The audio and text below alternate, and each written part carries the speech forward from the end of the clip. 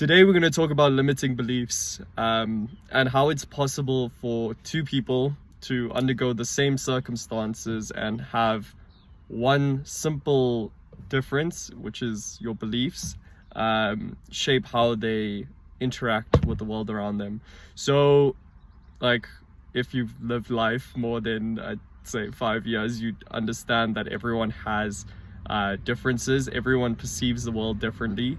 Just because you see this as a good thing, someone else may not. And that's purely shaped on experiences and a lot of things. But all of those experiences and events form these things known as beliefs. Now, beliefs can power you forward or they can limit you. In my personal experience, there's been a lot of limiting beliefs. I think whenever you're trying to change and you're trying to adopt a new persona to achieve something, or if you're just trying to overcome some kind of obstacle, you have to deal with change, and in doing so you have to deal with the limiting beliefs that come up.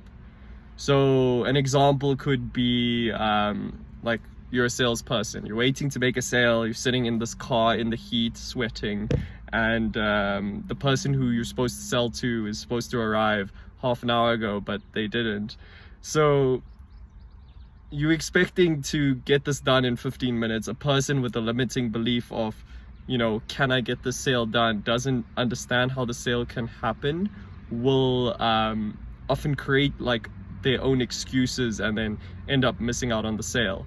Whereas a person who is currently without any limiting beliefs will sit in the heat, sit through the long wait, and eventually the salesperson or the client will arrive and they'll do it. Obviously, in either way, the client would arrive, but you can see how a limiting belief and any self-doubt can cause you to mess up a sale, muck up a whole deal, and also just make you come across in a shitty way, and you could lose out on potential sales in the future. So this is just like standard example of like a sales position, but it works with a lot of things. When you're trying to say go to gym, if you have a limiting belief in terms of like getting to gym every day for a week, right? It could be on your third day, you got a project, parents shouted at you, whatever, and you sort of talk yourself out of going. That's the limiting belief. Whereas a person who's mentally decided that they're just going to go every day for the next year, like, they lack that limiting belief. So the limiting belief is something that you shouldn't underestimate, but it is definitely something that you can unwrite and you can fix.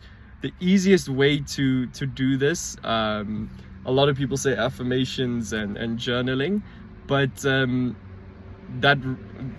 this is where I would push away from that, and I would say, for me, the best thing that's worked is action and evidence. So action, you want to take action against that and stick it out to the end, and every time you do that, you'll have like a piece of evidence to say, I was this person, I got this done, etc. So you want to be the person that goes to gym despite it. Just show up, have evidence behind that, and then what happens is the evidence will help you associate your character with being there any day, every day, whatever the weather, so on. An example is like David Goggins, that kind of personality. You want to shift yourself towards that and just stack experiences in that light. So to get rid of limiting beliefs, you just got to get some evidence, and you just got to persist, especially the first time you're trying to go against that limiting belief. It's going to take extra time, it's going to take extra effort, but if you just persist, it'll eventually fade and you'll get what you need. And don't underestimate your influence. Don't underestimate your influence.